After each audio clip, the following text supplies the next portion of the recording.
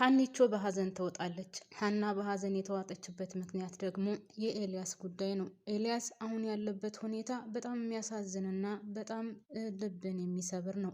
ኤልያስ በሀና ምክንያት አብዷል። በሌላ በኩል አሴርም በጣም እንደሚወዳትና በጣም እንደሚያፈቅራት ነው። በአንድ ጎን በኩል ደግሞ እዝራ አልፈልግሽም ብሏታል። ስለዚህ ይቺ ልጅ አሁን ያለችበት እውነት ለመናገር በጣም ከባድ ነው። ከሶስቱ ከአንዱም ሳትሆን በመሀል ቀርታለች። በተለይ ደግሞ አሁን ኤልያስ ያለበት ጉዳይና ኤልያስ እየሆነ ያለው ነገር በጣም የሚያሳዝን ነው። አሴር በኤልያስ ልቡ ተሰብሯል። አሁን ያለበት ጉዳይ በጣም አስቸጋሪ ነው። ራሱን ስቷል፣ አብዷል ብሏታል። እሷም ይህንን የሰማይ ጊዜ ካለበት ቦታ ውሰደኝ፣ እሱን ሳላይ አላድርም ብላ እየተያይዘው ይዟት ሄዷል። ሰላም የኔ ምርጥ ቤተሰቦች እንዴት ናችሁልኝ? ሰላም ናችሁ? በያላችሁበት ሰላማችሁ ዝዝት ትርፍርፍ ይበልኝ። ወደ ቻናሌ ስለመጣችሁ ከልብ አመሰግናለሁ። አዲስ የሆናችሁ ካላችሁ ፕሊስ ላይክ እና ሰብስክራይብ እያደረጋችሁ ቤተሰብ ሆኑ። ፕሊስ ፕሊስ ፕሊስ ፕሊስ ቤተሰቦች እባካችሁን ላይክ አድርጉልኝ። ምን አለበት ላይክ ማድረግ እኮ ምንም የሚቀንስባችሁ ነገር የለም አይደል ማሮችዬ? እባካችሁን ላይክ አድርጉልኝ። የሚጎዳችሁ ነገር ቢሆን በነገራችን ላይ ምንም አልጠይቃችሁም ነበረ። ሰው ምንም አይጎዳችሁም። ላይኳን ጫን በሏት። 1000 ቪው 1000 ምናምን ቪው እያለ ላይክ ግን 10 ምናምን ነው። እና እባካችሁን ላይክ በማድረግ ተባበሩኝ የኔ ቅን ቤተሰቦች። እና አሁን ሀና ያለችበት ጉዳይ እውነት ለመናገር በጣም አሳዛኝ ነው። እስከ ዛሬ ድረስ ከአንዱ መሆን አቅቷት ከዛም ከዚህም ስትወለወል፣ አንድ አሴር ሲያሳዝናት፣ ሁለተኛ ኤልያስ ሲያሳዝናት፣ ሶስተኛ ደግሞ ዝራንም አለቅም ብላ ተቀምጣ ነበር። አሁን ግን ከሶስቱም ሳትሆን ሶስቱም ወንዶች በጣም የሚያሳዝን ሁኔታ ላይ ነው ያሉት። እሷን ብትሆን እንደዛው። አንዳንድ ጊዜ አወዳደቄን ወይም ደግሞ መጨረሻዬን አሳምርልኝ ይባላል እና እውነት ለመናገር ይሄ ጸሎት በጣም ትክክል ነው። ሀና የት መውደቅ እንዳለባት እና ከማጋ መሆን እንዳለባት እስከ ዛሬ ድረስ አላወቀችም ነበር። አሁንም ቢሆን እየሄደችበት ያለው መንገድ ምን ውስጥ እንደሚከታት ባላቅም ብቻ ግን ኤልያስ ያለበት ጉዳይ በጣም ከባድ ነው። ራሱን ስቶ አብዷል። ጨርቁን ጥሎ መሄድ ብቻ ነው የቀረው ሲላት ካለበት ቦታ ካልወሰድከኝ ብላ እንግዲህ አሴርን ባክን ትለዋለች። አሴርም ይዟት ሄዷል። እንግዲህ የኤልያስን ሁኔታ ስታይ ሀና በጣም አዝናለች። በዚህ ደረጃ የሚጎዳና እንደዚህ የሚሰበር ወይም ደግሞ እንደዚህ ራሱን የሚያጣ አልመስላትም ነበር። እዚህ ላይ ማን ነው ጥፋተኛ ካላችሁ፣ እውነት ለመናገር ራሱ ኤልያስም ጥፋተኛ ነው። ለምን ካላችሁኝ እቺ ጽዮን ተብዬዋ ደውላ ና ቶሎ ስትለው ማነሽ? ምንድነሽ? ለምን ደወልሽልኝ? የት ነው የምታውቂያት ሀናም ብሎ መጠየቅ ነበረበት። እሷ ና ቶሎ እንዳለችው ቀጥታ ወደ አዲስ አበባ መጣ። እንግዲህ የገጠመውን ነገርም ሁላችንም የምናየው ነው። እሷን አምኖ እሷን ተከትሎ ነው የመጣው። እሷም ደግሞ የሁለታቸውን ህይወት ለመበጥበጥና ኤልያስ ማነው ስሙ እዝራን የራሷ ለማድረግ ሞክራ ነበረ። ነገር ግን እዝራን ቢሆን ስለማይወዳትና ስለማያፈቅራት ከእሷ ጋር የመሆኑ እድል በጣም አናሳ ነው። ለምን ብሎ መጠየቅ ነበረበት። ሲቀጥል ደግሞ ከጽዮን ጋር ብቻም ሳይሆን ለሀና ቢነግራት ኑሮ ሀናን እኔ እንደዚህ ሰው ደውሎልኝ ነው የመጣሁት ብሎ ቢላት ኑሮ መልካም ነበር። ይህንም ነገር አልተናገረም። ደብቆ አዲስ አበባ መጥቶ እንግዲህ የኔ ካልሆንሽ እኔ ሞቼ እገኛለሁ፣ ጨርቄን ጥዬ ማበዱ ነው ማለት ለሱ እንደኔ ሀሳብ ጥሩ አልነበረም። ማን እንደደወለለትና ማና ቶሎ እንዳለው ማሳወቅ ነበረበት። ይቺ ልጅ ደግሞ ለምን እንደዛ እንዳደረገች እሱም ራሱ ይገባው ነበር። ለራሷ ጉዳይ ፈልጋና ለራሷ ብላ እንደጠራችው ማወቅ ነበረበት። ይህንም ነገር አልተናገርም። ሁሉንም ነገር በልቡ ይዞ እንግዲህ ይሄ ልጅ ጨርቁን ጥሎ አብዷል ማለት ነው። በጣም ነው የሚያሳዝነው እውነት ለመናገር። እንግዲህ ሀናን ሁላችንም እንዳየነው አሴርን በጣም ወዷታል፣ አፍቅሯታል። ኤልያስም እንደዛው። እዝራ ግን መጨረሻ ላይ ያው እንደማይፈልጋት እንግዲህ እኔ እውነት ነው የምነግራችሁ አሳዝናኛለች። መጨረሻ ላይ ወይ ከአሴር አልሆነ ወይ ከኤልያስ አልሆነ ወይ ከእዝራ አልሆነ እና በጣም ነው ያሳዘነችኝ።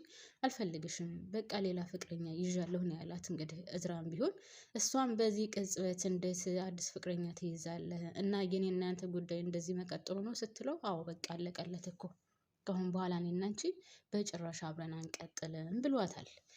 እና ውድ ቤተሰቦቼ አንዳንድ ጊዜ ህይወታችንን እንዴት አድርገን መምራት እንዳለብን እና ከማጋ መውደቅ እንዳለብን የህይወታችንን ትክክለኛ ሰው እንዴት መምረጥ እንዳለብን አናቀበትም። እንደዚህ በተለይ አሁን ልክ እንደ ሀና በዙሪያችን ብዙ ወንዶች ሲያንዣብቡ ከማጋ መሆን እንዳለብን አንዳንድ ጊዜ እኛ ሴቶች ግራ እንጋባለን። ትክክለኛው ሰው የቱ እንደሆነ እስከሚጠፋን ድረስ ልባችን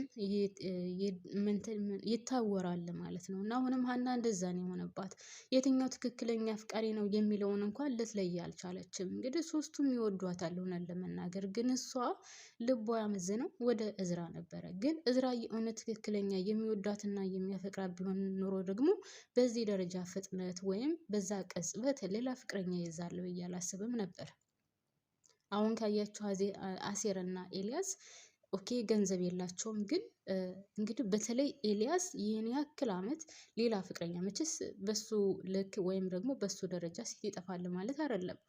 ግን ሌላ ፍቅረኛ አልፈለገም፣ ሌላ ሴት አልፈለገም፣ ሌላ ልጅ ወይም ሌላ ሴት መተዋወቅ አልፈለገም። እሷኑ እየጠበቀ ነው። እና ትክክለኛ ፍቅርና ትክክለኛ የህይወት አጋር መሆን ያለበት ልክ እንደ ኤልያስ አይነቱ ነው።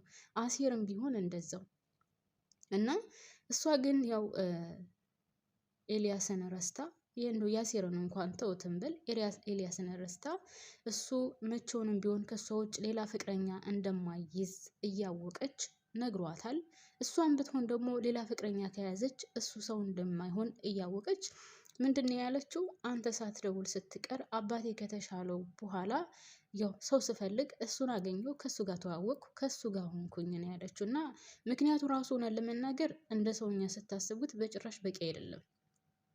ግዴታ ኤልያስ መደወል አልነበረበትም። እሷ የምትወደውና የምታፈቅረው ከሆነ ግዴታ ኤልያስን መጠበቅ አልነበረባትም። እሷን መደወል ነበረባት። ደውላ ምን ሆነ ነው የጠፋኸው? አባቴ እኮ አሁን ተሽሎታል እና እኔ እናንተ ፍቅራችንን ማስቀጠል እንችላለን ማለት ትችል ነበር። እሷ ግን ዞር ብላም አላየችውም፣ አልጠየቀችውም።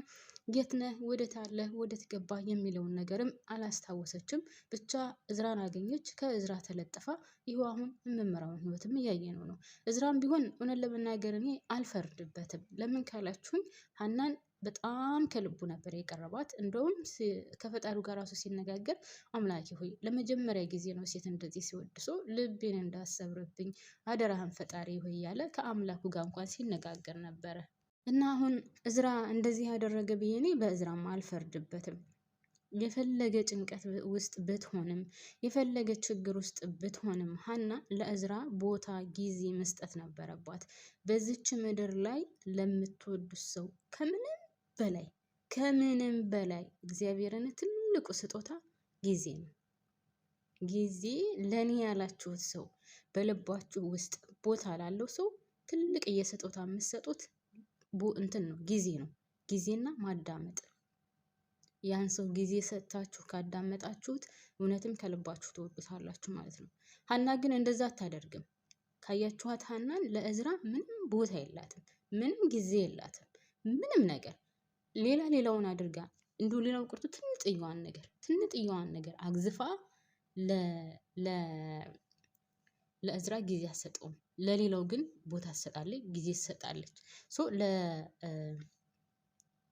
ለእዝራ መሰጠት ያለበትን ቦታ ለሌላ ለማይሆን ነገር ትሰጠዋለች።